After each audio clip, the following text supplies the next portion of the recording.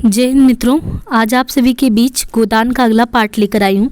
जैसे कि प्रीवियस की क्लासेस में हम लोगों ने देखा था कि जो जमींदार थे, आपने सिमरी और बेलारी गांव से कहानी को शुरुआत किया था और आपने देखा था कि जमींदार महोदय थे राय साहब और उनके यहाँ पे जलसा हो रहा था और सारे मित्रगण उन्हीं के यहाँ पे आए हुए थे और ये सभी लोग अपने अपने क्षेत्र के एक तरीके से कह सकते कि विद्वत जन लोग थे।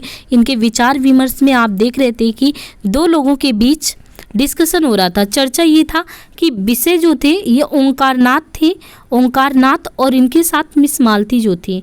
मिस मालती भी आप कह सकते हैं कि ये सामान्य नारियों में से नहीं थी, तो मिस मालती और मिस्टर ओंकारनाथ, इन दोनों लोग के बीच चर्चा चल रहा था। चर्चा में ये मिस मालती कह रही थी क्योंकि पंडित ओंकारनाथ कैसे थे, पेशे से एक तरीके से पेशे से वो पत्रकार थे।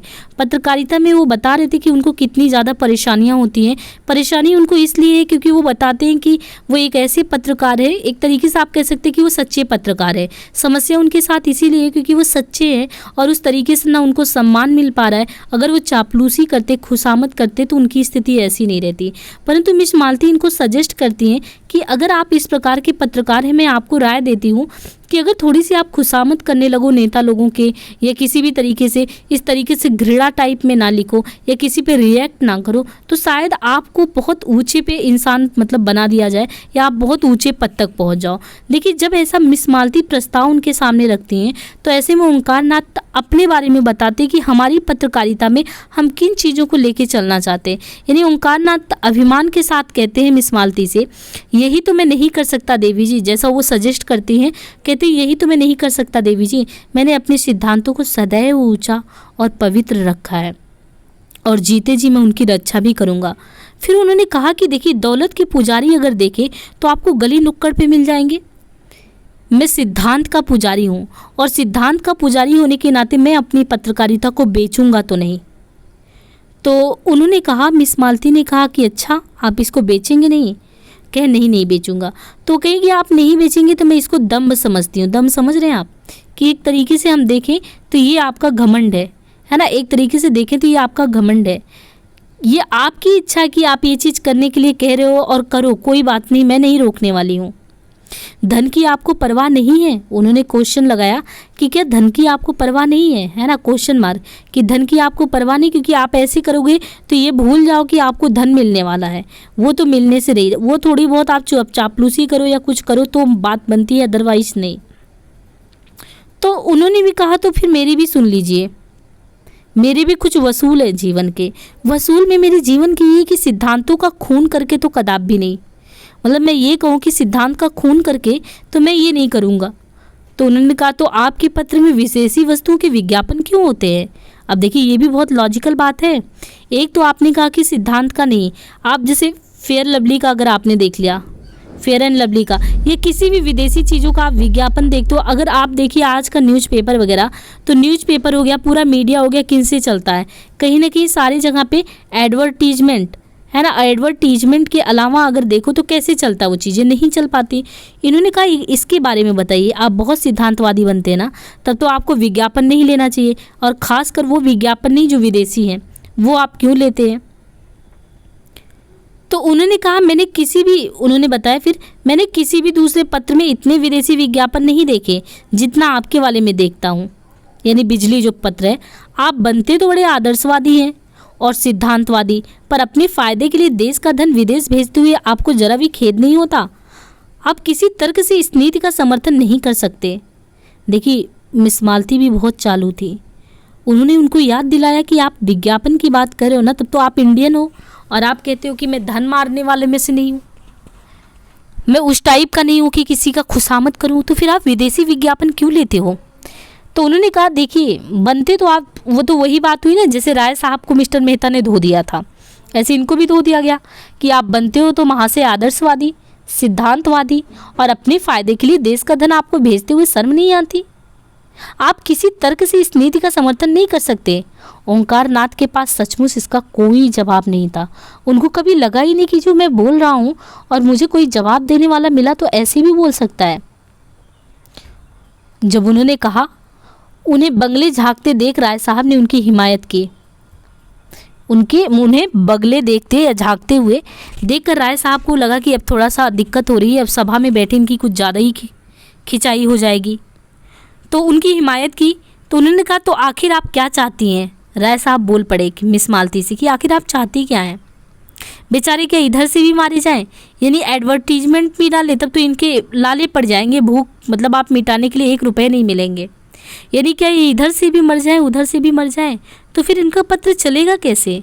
मिस मालती ने दया करना नहीं सीखा था। देखिए मिस मालती की कुछ खासियत भी देखते चलिए। मिस मालती ने दया करना नहीं सीखा था। मिस मालती जो कहती थी करारा कहती थी। उन्होंने कहा पत्र नहीं चलता तो बंद कीजिए ना। अपना पत्र चलाने के लिए आपको विदेशी वस्तुओं के प्रचार का कोई अधिकार नहीं है। अगर आप मजबूर हैं तो सिद्धांतों का ढोंग छोड़िए। देखिए यही बात है, मिस्टर मेहता ने यही चीज़ उनको बोला था। किसको? राय साहब को। राय साहब को बोला अगर आपको किसानों का दर्द इतना खटकता है तो फिर राय साहब को बोला कि जमींदार जब आप जाते हैं वसूलने के लिए क्यों इतना वसूलते हैं, क्यों उनको सताते हैं? अगर आपको उनका दर्द सताता और आप उनकी मदद करना चाहते हैं तो फिर ढोंग क्यों आप लोग रचते हैं? इन्होंने भी कहा कि देखिए अगर आपके अंदर ये है तो आप ढोंग पहले छोड़ दीजिए, ये पसंद नहीं। मैं तो सिद्धांतवादी पत्रों को देखकर जल उठती हूँ। कौन कह रही है? मिस मालती। वो कह रही है जो सिद्धांतवादी पत्र होते हैं ना ये तो मेरे खून को जला देते हैं। जी चाहता है कि दिया सलाई दिखा दूँ इनको। जो व्यक्ति कर्म और वचन में सामंजस्य नहीं रख सकता वह और चाहे जो कुछ हो सिद्धांतवादी नहीं कहला सकता। ये सब पंक्तियाँ ना जो बहुत ही ज़बरदस्त पंक्ति है, ये समझ लीजिए कि इन्हीं सबसे आता है क्वेश्चन और ये पीछे से पूछ देगा। और ये वाला कब किसने कहा था व्याख्या में या किस उससे मंतव्य से कहा गया था, गढ़ा गया था, क्वेश्चन आपके ऐसे ही बनते हैं। अब जैसे इसने कहा यहाँ पे मालती ने कहा ओंकारेश्वर को। अब ओंकारेश्वर को तो इन्होंने पानी पानी कर दिया है। इन्होंने कहा कि एक चीज़ मुझे समझ में नहीं आता, समझ में ये नहीं आता कि जो व्यक्ति कर्म और वचन में सामंजस्य नहीं रखता, यानी ये चीज़ जो व्यक्ति कर्म और वचन में सामंजस्य नहीं रख सकता वो और चाहे जो कुछ भी हो सिद्धांतवादी तो नहीं हो सकता। और फिर सिद्धांतवादी होने का ढोंग मत रचो। इनका मतलब जो हो खुल के कहो, ढोंग रचने की ज़रूरत नहीं है। मिस्टर मेहता भी ऐसे ही राय साहब को सिखा दिए थे, वो भी तऊ आ गए थे। अब मेहता देखिए खिलखिला उठे। मेहता क्यों खिलखिला उठेंगे? उनको लगा गए तो जोड़ी जम गई। ये तो मिस मालती मेरे ही टाइप की हो, उनको बड़ा मज़ा आ गया, वो खिलखिला उठे, खुश हुए बहुत। थोड़ी देर पहले उन्होंने कुछ इसी विचार का तो प्रतिपादन किया था। उन्हें मालूम हुआ कि इस रमणी में विचार की शक्ति भी है, ये केवल तितली नहीं। संकोच उनका जाता रहा। देखो वो किसी से शादी क्यों नहीं करना चाहते थे? उनको लगता था कि लेडीज़ जो है उस तरीके जैसे फिलोसफर हैं उस टाइप की इनकी कोई मिल नहीं रही थी। और उनको जो रमणियाँ दिखती थी उनको लगता था सब बरगलाने वाली उस टाइप में। उन्हें नहीं लगता था कि ये जो होती हैं स्त्रियों में भी है ना विचारशीलता होती है। ऐसा उनको देखने को नहीं मिला था और ऐसा उन्होंने मालती के लिए भी कामना नहीं किया। उनको देखिए वो खुद कह रहे हैं कि उनको अभी तक वो क्या लगती थी, एक तितली लगती थी। तितली यानी समय के साथ इधर उधर कोई विचार वगैरह नहीं, जीवन का कोई दिशा नहीं। पर मेहता क्यों खिल उठे? क्योंकि थोड़ी देर पहले तो राय साहब को जो झटका देने का काम किया था ये इन्होंने ही किया था। अपने तर्क से उनको धराशाही किया था। राय साहब को ये चोट लगा दिए और ओंकारेश्वर थे यानी जो बिजली के संपादक थे उनको कौन यानी जो मालती थी उन्होंने धराशाही कर दिया। इनको तो मज़ा आ गया। यही बात अभी मैं कह रहा था। अब देखिए तुरंत बोल पड़े, देवी जी सुनिए यही बात तो मैं अभी कह रहा था। क्या कह रहे थे? उन्होंने कहा कि मतलब क्या कह रहे थे? तो उन्होंने बताया देखिए कि विचार और व्यवहार में सामंजस्य का ना होना ही धूर्तता है, मक्कारी है। यानी जैसे विचार और व्यवहार की सैद्धांतिक की बात करते हैं ओंकारेश्वर, परंतु जब आती है विज्ञापन की बात तो विज्ञापन से पीछे नहीं हटते। ऐसे ही कह रहे हैं कि देखो विचार और व्यवहार में सामंजस्य का ना होना ही धूर्तता और मक्कारी है। ये इन्हें भी पसंद नहीं है। मिस मालती तो प्रसन्न हो गई। मिस मालती प्रसन्न होकर बोली, तो इस विषय में आप और मैं एक ही हूँ क्या? और मैं भी फिलॉसफर होने का दावा कर सकती हूँ। उन्होंने कहा यानी मैं भी ऐसे ही विचार रखती हूँ, इसका मतलब मैं भी फिलॉसफर ही हूँ क्या? भले ही आप दार्शनिक हो, कोई बात नहीं, मैंने तो जीवन के दर्शन को ऐसे ही सीख लिया, तितली बन के ही सीख लिया। खन्ना की जीभ में खुजली होने लगी। उनको लगा ये कुछ ज़्यादा ही दर्शन का माहौल बन गया है, कुछ ज़्यादा ही ध्यान दो चार लोग पे केंद्रित हो गया। अब सभा में मैं अपनी तरफ मिस मालती का ध्यान आकर्षित करूं तो करूं कैसे।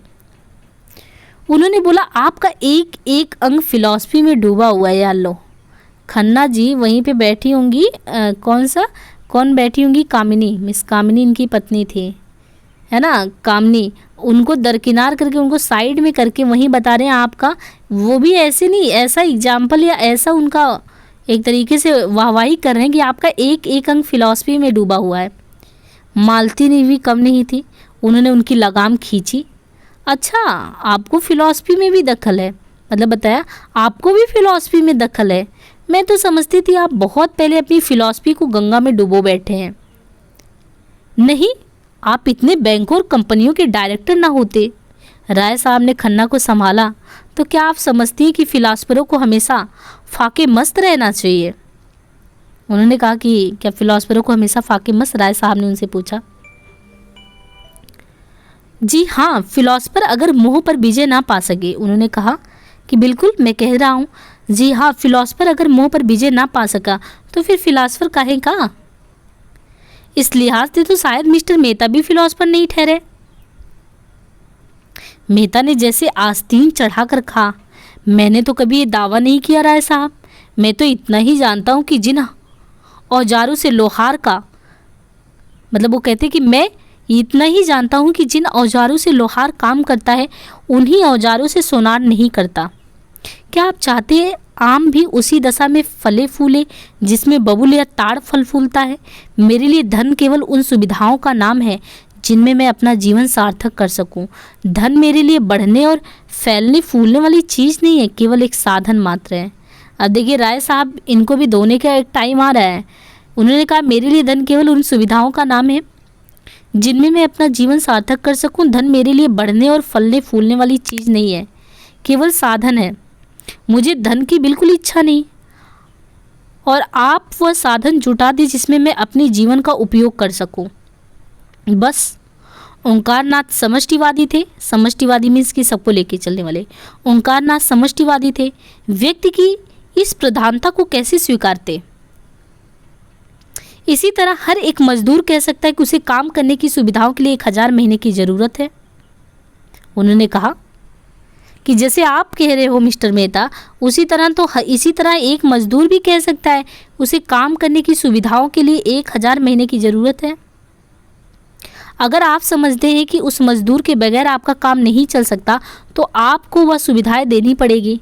अगर वही काम दूसरा मजदूर थोड़ी सी मजदूरी में कर दे तो कोई वजह नहीं कि आप पहले मजदूर की खुशामद करेंगे। अगर मजदूर के हाथ में अधिकार होता तो मजदूरों के लिए स्त्री और शराब भी उतनी ही ज़रूरी सुविधा हो जाती जितनी फिलॉसफरों के लिए। देखिए ताना इनको भी मार दिया ना कि अगर मजदूर के हाथ में अधिकार होता, मजदूरों के लिए स्त्री और शराब भी उतनी ही ज़रूरी होती जितनी फिलॉसफरों के लिए। यानी इन्होंने बताया कि जो दार्शनिक होने का आप दावा कर रहे हो ना, और दार्शनिक होने के दावे में आप कह रहे हो कि आपके जीवन में धन की कीमत कितनी है। धन की कीमत की बात आप करते हो तो उतनी ज़्यादा मायने नहीं रखती है, लेकिन मैं बता रहा हूँ कि फिलॉसफर के जीवन में क्या क्या और मायने रखती है, वो कौन सी मस्ती कर सकते हैं, और मजदूर के हाथ में वो चीज़ नहीं है। तो आप विश्वास मानिए, मैं उनसे ईर्ष्या नहीं करता। जब आपका जीवन सार्थक करने के लिए स्त्री इतनी आवश्यक है तो आप शादी क्यों नहीं कर लेते। मेहता ने निसंकोच भाव से कहा, इसलिए कि मैं समझता हूँ मुक्त भोग आत्मा की विकास में बाधक नहीं होता। विवाह तो आत्मा को और जीवन को पिंजरे में बंद कर देता है। देखिए इनकी सोच देख लीजिए विवाह को लेके अभी कैसे बदल जाएगा। इन्होंने कहा कि विवाह तो आत्मा को और साथ ही साथ जीवन को, दोनों को क्या करता है, एक तरीके से पिंजरे में बंद कर देता है। खन्ना ने इसका समर्थन किया। बंधन और निग्रह पुरानी थ्योरियों, मतलब वो कहते हैं खन्ना ने इनका समर्थन किया और बोला बंधन और निग्रह पुरानी थ्योरियाँ हैं, नई थ्योरी मुक्त भोग है, ये खन्ना कहते हैं। खन्ना को जान ही रहे हैं किस टाइप के, एक तो कामिनी है ही उनकी पत्नी ऑलरेडी, ऊपर से वो बैठ के मालती पे घात लगाए हैं, तो उनसे आप कल्पना ही क्या कर सकते हैं। खन्ना ने बोला कि मुक्त भोग जो है, बंधन और निग्रह तो पुरानी थ्योरी है, जैसे ये बैठ के इधर उधर रसिक भाव से कर रहे हैं वो सबके लिए मानते हैं। मालती ने चोटी पकड़ी, तो अब मिसेज खन्ना को तलाक के लिए तैयार रहना चाहिए। देखिए, जब खन्ना ने ऐसे कहा तो मालती भी कम नहीं है, उन्होंने कहा अब मिसेज खन्ना को तलाक के लिए तैयार रहना चाहिए। भाई जैसे इन्होंने मुक्त भोग की बात कही तो कहेंगी। तो उन्होंने कहा देखो तलाक का बिल पास तो हो, शायद उसका पहला उपयोग आप ही करेंगे। कामिनी ने मालती की ओर विष भरी नेत्रों से देखा, उनको गुस्सा आई। किसी पत्नी को कैसे अच्छा लगेगा? वो इतनी रसिक तो नहीं थी, वो तो बहुत गंभीर मुद्रा वाली थी। कामिनी को ये मालती जो थी इनकी बातें वैसे भी गुस्सा कर देती थी। उनकी तरफ वो विष भरी आंखों से देखी और मुंह सिकोड़ लिया, मानो कह रही हूँ खन्ना तुम्हें मुबारक रहे, मुझे परवाह नहीं। मालती ने मेहता की तरफ देखकर कहा, इस विषय में आपकी क्या विचार है मिस्टर मेहता? मेहता गंभीर हो गए। वह किसी प्रश्न पर अपना मत प्रकट करते थे तो जैसे सारी आत्मा उस प्रश्न पे ही उड़ेल देते। मतलब है तो नहीं कि किसी को समझाने लगो तो ऐसा लगे कि बस हाँ, अब उसके अलावा दुनिया में कुछ नहीं समझाना है। उन्होंने समझाया मालती को कि चलो भैया, उन्होंने कहा कि देखो विवाह को मैं सामाजिक समझौता समझता हूँ और उसे तोड़ने का अधिकार ना पुरुष को है ना स्त्री को। समझौता करने के पहले आप स्वाधीन हैं, समझौता हो जाने के बाद आपके हाथ कट जाते हैं। देखिए कितनी अच्छी बात एक तरीके से उन्होंने समझाने की कोशिश की कि ये गलतफहमी लोगों को ना रहे। विवाह को मैं सामाजिक समझौता समझता हूँ कि आपने जो बंधन में बंधा है वो ऐसे ही नहीं बंधे, आप समाज के सामने बंधे हैं। या तो आप पहले डिसीजन ले लो, बाद में डिसीजन नहीं लेना है। उन्होंने कहा विवाह को मैं सामाजिक समझौता समझता हूँ और उसे तोड़ने का अधिकार ना पुरुष को ना स्त्री को। समझौता करने के पहले आप स्वाधीन हैं, समझौता हो जाने के बाद आपके हाथ कट जाते हैं। तो आप तलाक के विरोधी हैं क्या? उन्होंने क्वेश्चन मार्क लगाया। तो मतलब आप तलाक के विरोधी हैं, जैसा मिस मालती बोली थी। उन्होंने कहा पक्का मैं विरोधी हूँ। और मुक्त भोग वाला सिद्धांत? तो उन्होंने कहा कि ये जो मुक्त भोग वाला सिद्धांत है ये इसका क्या है, जैसे लिव इन रिलेशन वगैरह के बारे में आता। तो उन्होंने कहा इसका क्या ख्याल है मतलब कि मिस्टर मेहता? उन्होंने कहा वह उनके लिए है जो विवाह नहीं करना चाहते। अपनी आत्मा का संपूर्ण विकास सभी चाहते हैं, फिर विवाह कौन करे और क्यों करे? इसलिए कि मुक्ति सभी चाहते हैं, पर ऐसे बहुत कम है जो लोभ से अपना गला छुड़ा सके। तो उन्होंने पूछा कि आप श्रेष्ठ किसको समझते हैं, कि विवाहित होना चाहिए कि नहीं? देखिए मिस्टर मालती ना सब निकलवा रही है इनसे। मिस मालती को पसंद थे मिस्टर मेहता, तो वो सब निकलवा रही है। आप श्रेष्ठ किसको समझते हैं, विवाहित जीवन को या अविवाहित जीवन को?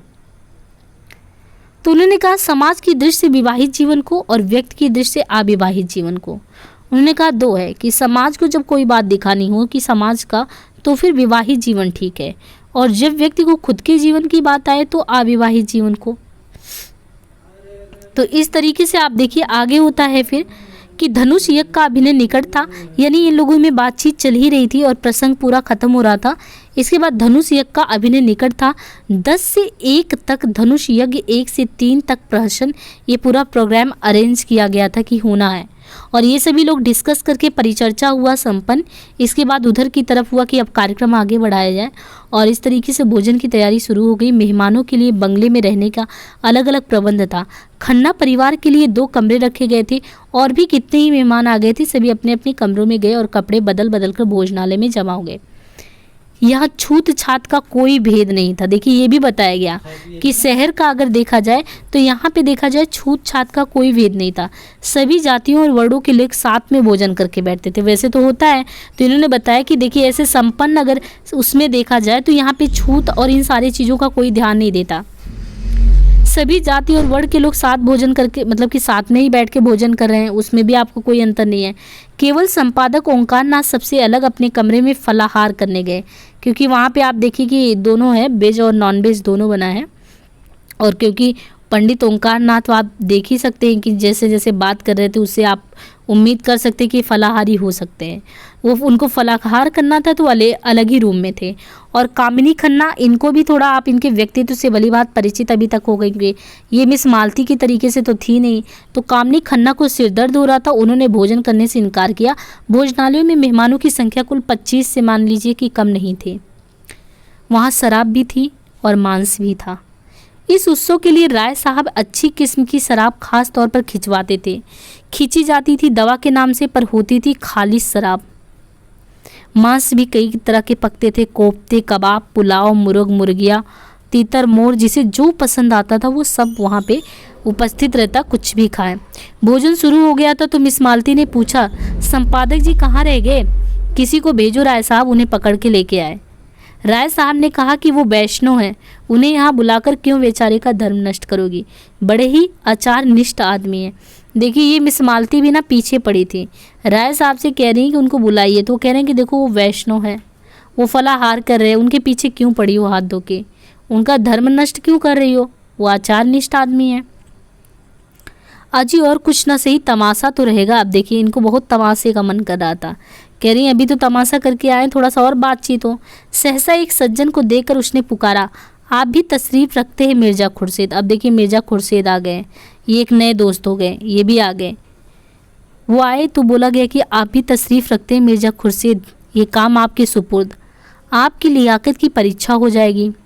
चलिए भैया परीक्षा हो जाएगी। मिर्ज़ा खुर्शीद गोरे चिट्टे आदमी थे, भूरी भूरी मूछें, नीली आंखें, दोहरी देह, चाँद के बाल, सपाचट छकलियाँ, आंचकन और चूड़ीदार पजामा पहने थे, ऊपर से हैट लगा लेते थे। वोटिंग के समय चौक पड़ते और निचलिस्टों की तरफ वोट देते थे। सूफी मुसलमान थे, 2 बार हज कर आए थे, मगर शराब खूब पीते थे। कहते थे जब हम खुदा का एक हुक्म भी कभी नहीं मानते तो दीन के लिए क्यों जान दे। और बड़े दिललगीबाज थे, बेफिक्र जीव थे। पहले बेसेरे में ठीक का कारोबार करते थे, लाखों कमाया, मगर सामत आई कि एक मेम से आसनाई कर बैठे। मुकदमेबाजी हुई, जेल जाते जाते बचे। 24 घंटे के अंदर मुल्क से निकल जाने का हुक्म दिया गया। जो कुछ जहाँ था वहीं छोड़ा और सिर्फ 50,000 लेके भाग खड़े। ये कहानी आप सुन रहे हैं ना मिर्ज़ा खुर्शीद की, ये यहाँ पे आके बसे हैं और 50,000 लेके उनकी छुट्टी हो गई। अब यहाँ पे आ गए हैं, जब से आए हैं तो क्या काम कर रहे हैं, एजेंट हैं। सोचा था उनसे हिसाब किताब कर लें और 50,000 ऐंठ भी लें, लेकिन निराश होकर वहाँ से वो लखनऊ चले। गाड़ी में एक महात्मा से साक्षात्कार हुआ। महात्मा जी ने उन्हें सब्ज बाग दिखाकर उनकी घड़ी, अंगूठी, रुपए वगैरह उड़ा दिए थे। बेचारे लखनऊ पहुँचे तो देह पर कपड़े वगैरह भी नहीं थे। ये उनकी कहानी है जो खुर्शीद महाराज जी हैं, मिस्टर खुर्शीद कह के इनका नाम है। राय साहब से उनकी पुरानी मुलाकात थी, कुछ उनकी मदद से और कुछ अन्य मित्रों की मदद से। एक जूते की दुकान थी इनकी और अब वो लखनऊ की सबसे चलती हुई जूते की दुकान थी। 400-500 रोज की बिक्री थी। जनता को उन पर थोड़े ही दिनों में इतना विश्वास हो गया था कि एक भारी मुस्लिम तालुकेदार को नीचा दिखाकर काउंसिल में पहुंच गए थे। काउंसिल की मेंबरी तक वो पहुंच चुके थे। अपनी जगह पर बैठे बैठे बोले, जी नहीं, मैं किसी का दीन नहीं बिगाड़ता, ये काम आपको खुद करना चाहिए। मज़ा तो जब है, बताते कि मज़ा तो जब है कि आप उन्हें शराब पिलाकर छोड़ें। ये आपके हुस्न के जादू की आजमाइश है। देखिए जब 4 लोग बैठते हैं तो कैसे बात करते हैं। ये मिस्टर खुर्शीद क्या कह रहे हैं मिस मालती को, मिस मालती को कह रहे हैं कि देखिए ओंकार नाथ जी आ नहीं रहे ना, कोई बात नहीं। कह रहे हैं कि आपके अंदर क्या है, आपकी हुस्न की जादू है, इसकी आप आजमाइश करिए। और जो आके पी नहीं रहे, कौन, ओंकारेश्वर नाथ जो पत्रकार महोदय हैं, वो अकेले फलाहार कर रहे हैं। कह रहे हैं अगर आपके अंदर वो है तो उनको बुलाइए और उनको पिलाइए। पिलाएंगी तब तो हमें लगेगा कि आपके अंदर ऐसा कुछ है जिससे आप जो नहीं पीना चाहता उसको भी पिला सकती हैं। चारों तरफ से आवाज़ ही आई, हाँ हाँ मिस मालती, आज अपना कमाल दिखा ही दीजिए। मालती ने मिर्ज़ा को ललकारा, कुछ इनाम दोगी क्या? 100 रुपये की एक थैली। हुस 100 रुपये, लाख रुपए का धर्म बिगाड़ू 100 रुपये के लिए? अच्छा आज आप खुद ही अपनी फीस बताइए कि कितनी लेंगी। 1000 कौड़ी से कम नहीं लेंगी। अब बताइए कि ओंकारेश्वर जो कि बहुत सीधे साधे आदमी फलाहार कर रहे हैं बैठ के, उनको बियर पिलाने के लिए इन लोग में क्या लग रहा है, कौड़ियाँ फेंकी जा रही, पैसे शर्त लगाए जा रहे हैं। उन्होंने कहा 1000 कौड़ी से कम नहीं। तो कहा ठीक है, अच्छा मंजूर है जी। नहीं लाकर मेहता जी के हाथ में रख दीजिए। उन्होंने कहा मुझे आप लोग पे भरोसा नहीं है ना, मेहता जी आजकल बहुत हितैषी हो गए मिस मालती के, उनके हाथ में पैसे लाकर रख दीजिए। मिर्ज़ा जी नहीं है, मिर्ज़ा जी करके हैं। तो मिर्ज़ा जी भी जो वो तुरंत 100 रुपये का नोट निकालते हैं जेब से और उसे दिखाते हुए खड़े होकर बोले, भाइयों ये हम सब मर्दों की इज्जत का मामला है। अगर मिस मालती की फरमाइश नहीं पूरी हुई तो हमारे लिए कहीं मुँह दिखाने की जगह नहीं रहेगी। अगर मेरे पास रुपए होते तो मैं मिस मालती की एक एक अदा पर एक एक लाख कुर्बान कर देता। एक पुराने शायर ने अपने माशूक के एक काले तीर पर समरकंद और बुखारा के सूबे कुर्बान कर दिए थे। आज आप सभी साहबों की जवामर्दी और हुस्न परस्ती का इम्तिहान है। जिसके पास जो कुछ भी वो सच्ची सुरमा की तरह निकाल कर रख दे। आपको इल्म की कसम, माशूक की अदाओं की कसम, अपनी इज्जत की कसम, मुझे कदम ना हटाइए। मतलब बताइए कि पीछे खट्टम ना हटाइए। मतलब ये इनके पास जेब में रुपया नहीं और दूसरे को मोटिवेट कर रहे हैं। कहा कि मर्दों रुपए खर्च हो जाएंगे, नाम हमेशा के लिए रह जाएगा। यानी आज पैसा लगाएंगे ना तो मत पूछिए इनके 4 चांद लग जाएंगे। ऐसा ये मोटिवेट कर रहे हैं कि मर्दों रुपए जो है खर्च हो जाएंगे, नाम हमेशा के लिए रह जाएगा। ऐसा तमाशा लाखों में भी सस्ता है। देखिए लखनऊ के हसीनों की रानी एक जाहिद पर अपने हुस्न का मंत्र कैसे चलाती है। भाषण समाप्त करते ही मिर्जा जी ने हर एक की जेब की तलाशी शुरू कर दी। पहले मिस्टर खन्ना की तलाशी हुई, उनकी जेब से 5 रुपये निकले। भाषण खत्म हुआ, मिर्जा जी जो थे उन्होंने तलाशी ली, 5 रुपये इनको मिस्टर खन्ना इनकी तलाशी में मिला।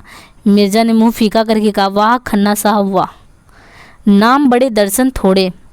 इतनी कंपनियों के डायरेक्टर हैं, लाखों की आमदनी है और जेब में आपके कितने हैं? 5 रुपये। लाहौल बिला कुबूत, कहाँ है मेहता? आप ज़रा जाकर मिसेज खन्ना से कम 100 रुपये वसूल तो लाइए। खन्ना खिसिया कर बोले, अजी उनके पास 1 पैसे भी नहीं होगा। कौन जानता था कि यहाँ आप तलाशी लेना शुरू करेंगे। खैर आप खामोश रहिए, हम अपनी तकदीर तो आजमा ले। अच्छा तो मैं जाकर उनसे पूछता हूँ। जी नहीं, आप यहाँ से हिल नहीं सकते मिस्टर मेहता, आप फिलोसफर हैं, मनोवैज्ञानिक के पंडित हैं। देखिए आपकी भेद ना कराइएगा। मेहता शराब पीकर मस्त हो जाते थे, उसी मस्ती में उनका दर्शन उड़ जाता था और विनोद सजीव हो जाता था। मतलब आज ये भी मस्त हो गए हैं, फिलॉसफी झाड़ते झाड़ते मेहता शराब पीकर मस्त हो गए हैं। उस मस्ती में उनका दर्शन भी उड़ गया है, विनोद सजीव हो उठा है। लपक कर मिसेज खन्ना के पास गए और 5 मिनट ही में मुंह लटकाए लौट आए। गए उनके पास, खन्ना के पास, लेकिन कुछ नहीं मिला। मिर्जा ने पूछा, अरे क्या खाली हाथ लौट आए? राय साहब हंस पड़े, काजी के घर चूहे भी सयानी। मिर्जा ने कहा, हो बड़े खुश नसीब खन्ना। खुदा की कसम, मेहता ने कहा मारा, हंस मारा और जेब से 100 रुपये के 5 नोट निकाले। मिर्जा ने लपक कर उन्हें गले से लगा लिया। चारों तरफ से आवाज़ें आने लगी, कमाल है, मानता हूँ उस्ताद, क्यों ना फिलॉसफर ही जो ठहरे। मिर्जा ने नोटों की आंखों, मतलब मिर्जा जो थे उन्होंने नोटों की आंखों से, मतलब नोटों को आंखों से लगाकर कहा, भाई मेहता आज से मैं तुम्हारा साकिर्द हो गया हूँ, बताओ क्या जादू मारा तूने। मेहता ने अकड़ कर लाल लाल आंखों से ताकते हुए बोला, जी कुछ नहीं। ऐसा कुछ थोड़ी बड़ा काम कर दिया। जाकर पूछा, बोला कि जाकर पूछा अंदर आऊँ? बोली आप हैं मेहता जी, आइए। मैंने अंदर जाकर कहा, वहाँ लोग ब्रिज खेल रहे हैं, अंगूठी 1000 से कम की नहीं है, आपने तो देखा है। बस वही, आपके पास रुपए हों तो 500 रुपये देकर 1000 की चीज़ ले लीजिए, ऐसा मौका फिर नहीं मिलेगा। मिस मालती ने इस वक्त रुपए ना दिए तो बेदाग निकल जाएगी।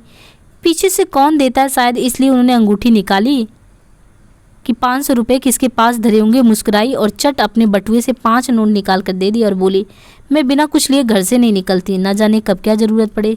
खन्ना खिसिया कर बोले, जब हमारे प्रोफेसरों का ये हाल है तो यूनिवर्सिटी का ईश्वर ही मालिक है। मतलब ये मेहता जी को आप देख रहे हैं कि किस तरीके से चूतिया बना के आ गए उनको, मिस खन्ना को। और मिस खन्ना मेहता जी में बहुत बिलीव करती थी, उन्हें नहीं लगा कि वो बेवकूफ़ बना रहे हैं। और खन्ना तो फिर उनको खिसिया ही गए। खुर्शीद ने घाव पर नमक छिड़का, अरे तो ऐसी कौन सी बड़ी रकम है जिसके लिए आपका दिल बैठा जाता है। खुदा झूठ ना बुलवाए तो ये आपकी 1 दिन की आमदनी है, समझ लीजिएगा। 1 दिन बीमारी हो गई, मिस मालती के ही हाथ में तो जाएगा। आपके दर्दे जिगर की दवा मिस मालती ही के पास तो है। मालती ने ठोकर मारी, देखिए मिर्जा जी तबेले में उन्होंने कहा, देखिए मिर्जा जी तबेले में लथियाउज अच्छी नहीं लगती। मिर्जा ने दुम मिलाई, कान पकड़ता हूँ देवी जी, गलती हो गई। मिस्टर तनखा की तलाशी हुई, मुश्किल से 10 रुपये निकले। मेहता की जेब से केवल 98 निकला। कई सज्जनों ने 1-1, 2-2 रुपये दिए। इस तरीके से हिसाब जोड़कर कुल 300 हो गए। ये कमी राय साहब ने उदारता के साथ पूरी कर दी और संपादक जी ने मेवे और फल खाए थे और जरा कमर सीधी कर रहे थे कि राय साहब जाकर बोले, आपको मिस मालती याद करें। खुश होकर बोले, मिस मालती मुझे याद करें, ये धन्य भाग। राय साहब के साथ ही हाल में विराजे। उधर नौकरों ने मेजें साफ कर दी और मालती ने आगे बढ़कर उनका स्वागत किया। संपादक जी ने भी नम्रता दिखाई और उसके साथ बोला कि बैठिए, तकल्लुफ़ ना कीजिए, मैं इतना बड़ा आदमी नहीं हूँ। मालती ने श्रद्धा भरे स्वर में कहा, आप तकल्लुफ़ समझे होंगे, मैं समझती हूँ, मैं अपना सम्मान बढ़ा रही हूँ। यूँ आप अपने को कुछ समझे और आपको शोभा में नहीं देता, लेकिन यहाँ जितने सज्जन जमा हैं सभी आपकी राष्ट्र और साहित्य प्रेम से, देखिए उनको चढ़ा रही हैं, फिर कह रही हैं कि सभी आपकी राष्ट्र और साहित्य सेवा से भलीभांति परिचित है। आपने इस क्षेत्र में जो महत्वपूर्ण काम किया है, अभी चाहे लोग उसका मूल्य भले ना समझे, लेकिन वो समय बहुत दूर नहीं है। मैं तो कहती हूँ वो समय आ गया है जब हर एक नगर में आपके नाम की सड़कें बनेंगी, क्लब बनेंगे, टाउन हॉल होंगे, सब कुछ होगा। जो थोड़ी बहुत जागृति है वह आप ही के महान उद्योगों का प्रसाद है। आपको ये जानकर आनंद होगा कि देश में अब आपके ऐसे अनुयायी पैदा हो गए हैं जो आपके देहात सुधार आंदोलन में आपका हाथ बटाने के लिए उत्सुक भी हैं। उनको चढ़ा रही हैं इतना ज़्यादा, और अब तो एक देहात सुधार संघ भी स्थापित किया जाए जिसके आप सभापति होंगे। ओंकार नाथ के जीवन में ये पहला अवसर था कि उन्हें चोटी के आदमियों में इतना सम्मान मिल गया। यूँ कभी आम जलसों में बोलती तो और कई सभाओं की मंत्री और उपमंत्री थी, लेकिन शिक्षित समाज में अब तक उनकी उपेक्षा ही थी। उन लोगों में वो किसी तरह मिल ना पाते थे, इसलिए आम जलसों में उनकी निष्क्रियता और स्वार्थ की अंधता की शिकायत किया करते थे और अपने पत्र में एक एक को रगड़ते थे। कलम तेज थी, वाणी कठोर थी, साफ गोई की जगह उस श्रृंखलता कर बैठते, इसलिए लोग उन्हें खाली ढोल समझते थे। उसी समाज में आज उनका इतना सम्मान कहाँ से और कैसे, उनको खुद समझ नहीं आ रहा था। आज स्वराज और स्वाधीन भारत और हंटर के संपादक आकर देखें, उनका कलेजा ठंडा हो जाएगा कि बिजली के संपादक की इतनी सम्मान कैसे होने लगे। सदयोग कभी निष्फल नहीं जाता, ये ऋषियों का वाक्य वो स्वयं अपनी नज़रों में आज उठ गए हैं और ये सब उनको बेवकूफ़ बनाया जा रहा था। कृतज्ञता से पुलकित होकर बोले, देवी जी आप तो मुझे कांटों में घसीट रही, मैंने तो जनता की जो कुछ भी सेवा की अपना कर्तव्य समझकर किया। मैं इस सम्मान को अपना नहीं, उस उद्देश्य का सम्मान समझ रहा हूँ जिसके लिए मैंने अपना जीवन अर्पित कर दिया। लेकिन मेरा नम्र निवेदन है कि प्रधान का पद जो है वो किसी प्रभावशाली पुरुष को दिया जाए। मैं पदों में विश्वास नहीं रखता, मैं तो सेवक हूँ और सेवा करना चाहता हूँ। मिस मालती इसे किसी तरह स्वीकार नहीं कर सकती थी। सभापति पंडित जी को बनना पड़ेगा, नगर में उसे ऐसा प्रभावशाली व्यक्ति दूसरा नहीं दिखता। उन्होंने कहा कि देखिए संपादक महोदय, जिसके कलम में जादू है ना, जिसकी जुबान में जादू है, जिसके व्यक्तित्व में जादू है, वो कैसे कहते हैं कि प्रभावशाली नहीं है। अब वो जमाना गया जब धन और प्रभाव में मेल था, अब प्रतिभा और प्रभाव के मेल का युग है। संपादक जी को यह पद अवश्य मिलना चाहिए। मंत्री मिस मालती होंगी। इस सभा के लिए 1000 का चंदा भी हो गया है और अभी तो सारा शहर और प्रांत पड़ा हुआ है, 4-5 लाख मिल जाना मामूली बात है। ओंकार नाथ पर कुछ नशा सा चढ़ने लगा, इतना बड़ा ही होगा तो क्या होगा। उनके मन में जो एक प्रकार की फुरहरी से उठ पड़ी, उन्होंने गंभीर उत्तरदायित्व का रूप धारण कर लिया। बोले, मगर ये आप समझ लें मिस मालती कि ये बड़ी जिम्मेदारी का काम है और आपको अपना बहुत समय देना पड़ेगा। मैं अपनी तरफ से आपको विश्वास दिलाता हूँ कि आप सभा भवन में मुझे सबसे पहले मौजूद पाएंगे। मिरार जी ने पुकार दिया, आपके बड़े से बड़े दुश्मन भी ये नहीं कह सकते कि आप अपना फ़र्ज अदा करने में कभी किसी से भी पीछे रही। मिस मालती ने देखा शराब कुछ असर करने लगा। देख लीजिए, शराब पिलाना था टारगेट, वो कर ली, शराब पिला ली। बेचारे फलाहारी इंसान थे और अभी गंभीर बनकर बोली, अगर हम लोग इस काम की महानता न समझते तो ये सभा स्थापित होती और ना आप इसके सभापति होते। हम किसी रईस या तालुकेदार को सभापति बनाकर धन खूब बटोर सकते और सेवा की आड़ में स्वार्थ सिद्ध भी कर सकते, लेकिन यह हमारा उद्देश्य नहीं। हमारा एकमात्र उद्देश्य जनता की सेवा करना और उसका सबसे बड़ा साधन आपका पत्र है। हमने निश्चय किया कि हर एक नगर, हर एक गाँव में उसका प्रचार किया जाए और जल्द से जल्द उसकी ग्राहकों की संख्या को बढ़ाया जाए। कई म्यूनसिपैलिटी चेयरमैन वगैरह के बारे में बताया कि जिला बोर्ड के चेयरमैन मित्र हैं और अगर हर एक 500 प्रति भी लेंगे तो 25,000 प्रतियाँ तो आप यकीनी समझिए। फिर राय साहब और मिर्जा साहब की ये सलाह है कि काउंसिल में इस विषय का एक प्रस्ताव रखा जाएगा कि प्रत्येक गाँव के लिए बिजली की 1 प्रति सरकारी तौर पर मंगाई जाएगी। ओंकार नाथ ने जैसे नशे में झूमते हुए कहा, हमें गवर्नर के पास डेपुटेशन ले जाना होगा। मिर्जा खुर्शीद बोले, ज़रूर ज़रूर, उनसे कहना होगा किसी सभ्य शासन के लिए ये कितनी लज्जा और कलंक की बात है कि ग्राम के उत्थान को अकेला पत्र होने पर भी बिजली का अस्तित्व तक नहीं स्वीकार किया जाता।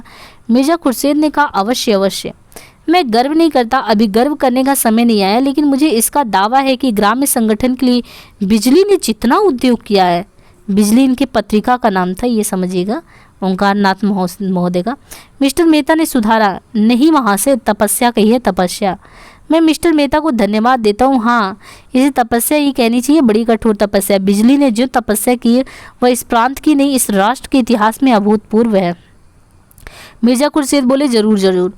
मिस मालती ने एक पेग और दिया। देखिए, पेग पे पेग लगे जा रहा है। हमारे संघ ने निश्चय भी किया है कि काउंसिल में आप जो भी जगह खाली वो आपको उम्मीदवार खड़ा किया जाए। आपकी केवल अपनी स्वीकृति तो भरनी थी, से सारा काम हम लोग कर लेंगे। आपको न खर्च से मतलब न प्रोपेगेंडा से मतलब। आगे की वीडियो को और कंटिन्यू करेंगे, अभी बहुत कुछ है इसमें, लगातार आप सुनते रहिए, है ना। बहुत ही इंटरेस्टिंग उपन्यास है और लास्ट तक पढ़ते पढ़ते उपन्यास से ओवरऑल आपको बहुत अच्छा व्यू मिलेगा। फिर क्वेश्चन जैसे आते हैं उस पे पैटर्न पे कराएंगे। अभी तो आप बस इन लोगों की सुनते रहिए ना कि कितना इंटरेस्टिंग है ना, सबके विचार किस टाइप के हैं, और होपफुली ये बहुत इंटरेस्टिंग सेशन आपके लिए रहेगा। तो प्लीज़ इसको कंटिन्यू करते रहिएगा। धन्यवाद।